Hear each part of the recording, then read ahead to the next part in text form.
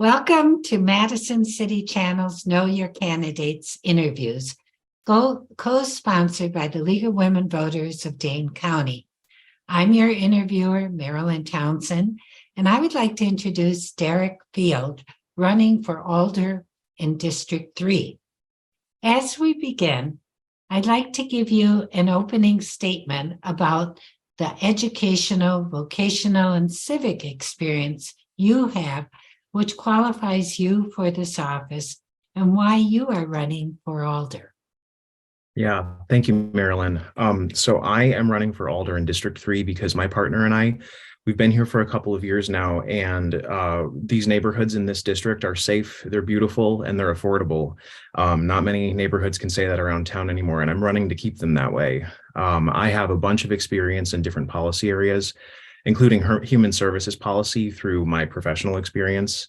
Some background on me: I grew up on my family's farm out in Blue Mounds, Wisconsin, western Dane County, and I came to Madison to attend UW as a first generation working class student. Community organizing on campus, worked on a lot of different student issues with student orgs and the student government there, but lots of advocacy experience. And I leveraged all of that into studying for my master's degree in public affairs there at the La Follette School of Public Affairs at UW. I've been a state employee for 6 years now in different human services roles, working in data and analytics.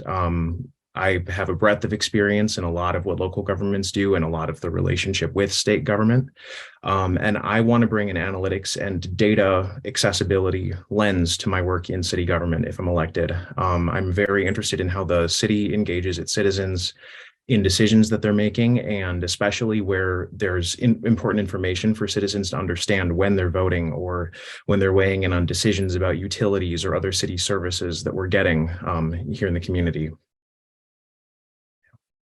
What actions or programs would you support to enhance public safety in Madison?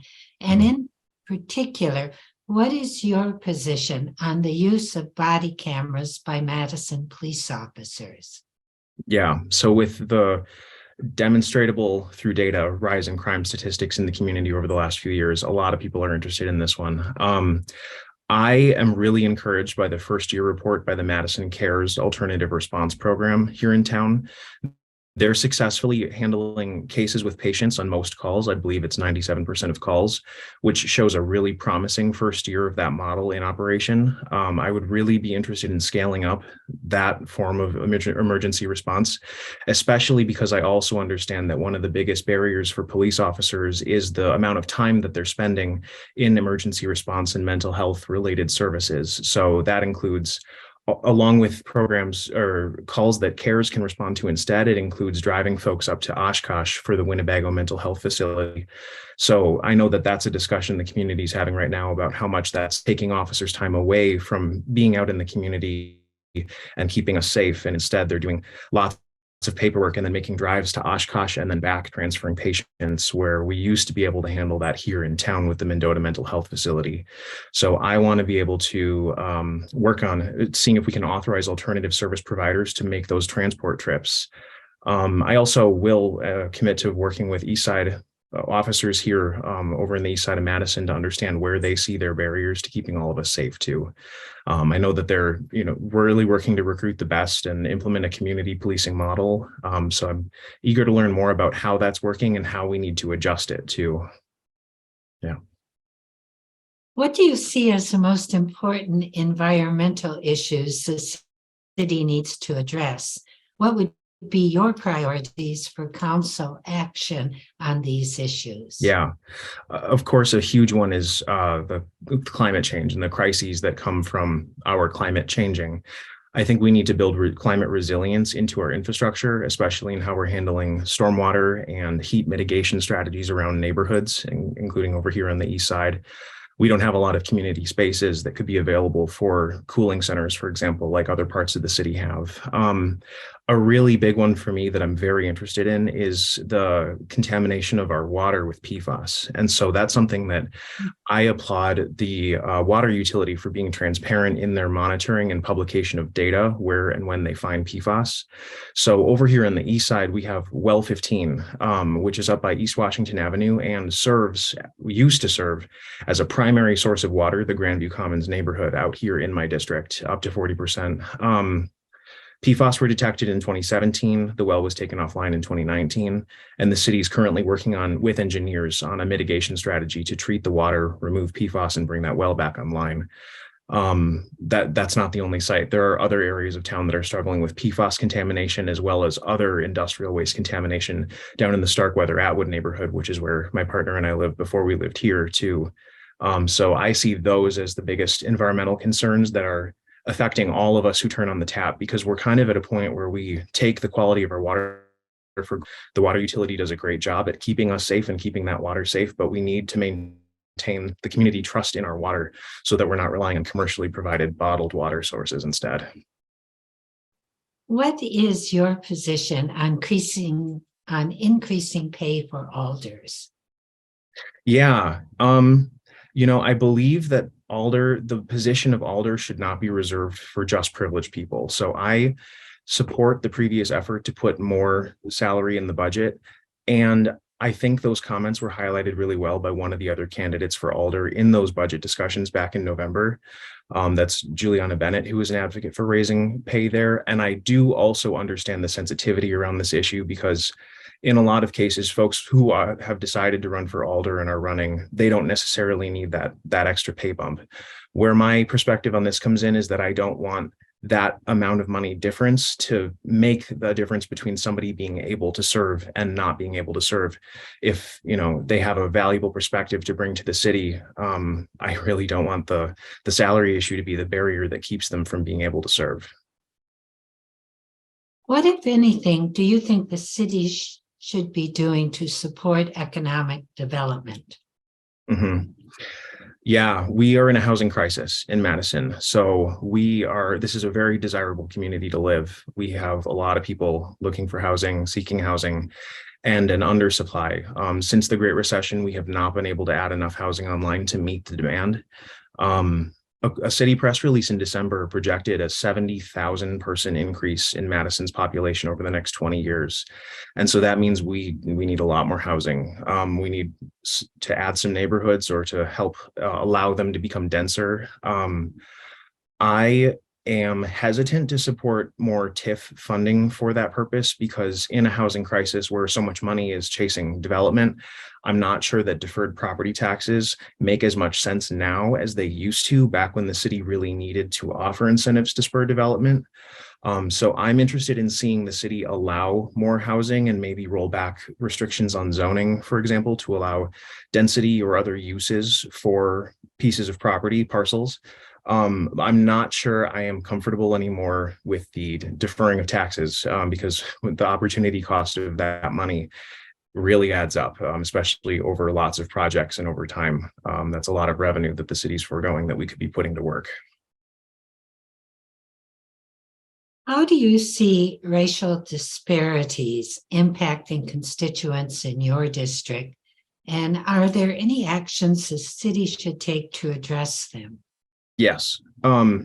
So I have quite a bit of experience working with data, academic achievement data, and student outcomes data in a former role of mine working for the state education agency, where I led a few projects that compared outcomes across target groups of students, including by their race, and worked directly with districts, including Madison Metro School District, to understand the practical implications of what's represented behind those gaps in the data, because it's easy to talk about rates, but those are actual children in classrooms that we're discussing.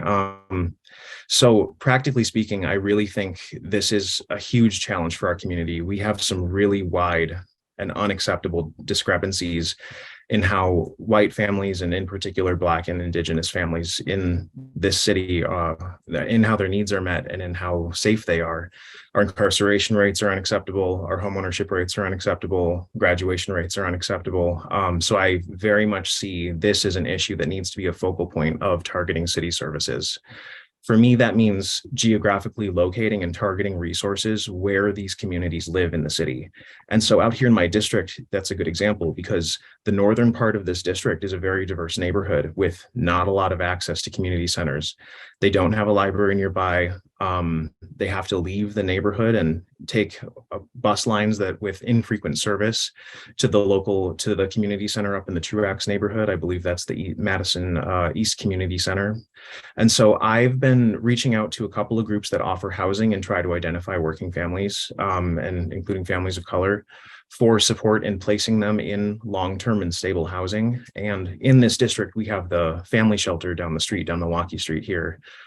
So I want to also make sure that, any families who need those services when they have capacity, and especially our families of color, that they have a place here in the neighborhood and that they're well served when they have kids by the schools over here in this neighborhood too. So I've also connected with a school social worker in one of the schools that serves families in this district about how they're able to reach the kids in that shelter and other kids of color who experience housing insecurity over here in the neighborhood, because we really want to see those kids find permanent, stable housing.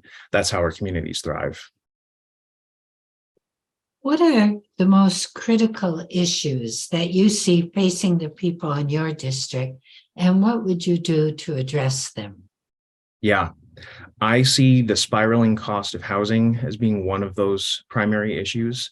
A lot of the neighborhoods here in this district are made up of seniors living on a fixed income who want to age in place in the community where they've raised their kids and spent most of their lives. And that's harder every year as the cost of everything goes up, but in particular, their housing, and when their houses are appraised significantly higher. So there's a hypothetical benefit there. When they sell their house, it's worth more at that time. But in the meantime, they're paying higher and higher property taxes on the value of their house. And, I think for especially those folks here in my district on the east side, we need to see some return for those increasingly expensive taxes. So I'm looking to see how we can leverage city resources and the city budget to make sure that benefits for those folks do come back to this neighborhood, because it's pretty easy to look around other parts of Madison to see where some of that money is being invested meaningfully to help the community. Not as much out here. So an example is the bus rapid transit network redesign. I'm interested and excited about the direction the city's going and making investments to allow more options beyond car trips. We're looking at service reductions in this neighborhood though. So that's something that I'm watching. I'm concerned about the lack of through neighborhood routes now under the new redesign. We'll have routes that go around neighborhoods, but no longer through them, where I know a lot of people who live in those neighborhoods have, use the bus as an option and now may have to walk up to a quarter of a mile to the nearest stop. What would you like to say to the viewing audience as we complete this interview? Yeah, thank you. I am very interested in learning. So this is something else that I would bring to this position, because I have a lot of experience in human services policy and in using data to inform policy decisions, like I'd mentioned, but city government does all kinds of things. And I know that folks here in my neighborhood are the experts in some of the issues that they face. So some of that is rooted in the historical context behind how the corridors along Milwaukee Street and Cottage Grove Road are designed, or in the planning process and items that the neighborhoods here got placed into the neighborhood plans when they were originally drafted back when. The city's looking at changing how we are planning, looking at more of a city geography model instead of a neighborhood-based model for city planning from now on. And I am eager to get into that process and see what those old plans had, because I want to learn what the intent was and how the city has or has not followed through on some of those implementation goals to serve the neighborhoods over here in the east side. I have a curiosity for all of these forms of public policy too. And so I want to bring that to this role and serve the residents of my district as best I can. Thank you.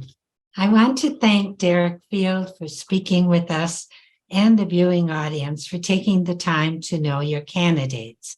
I want to remind everyone that the primary election day is Tuesday, February 21st, and the general election is Tuesday, April 4th. As with every election, please vote.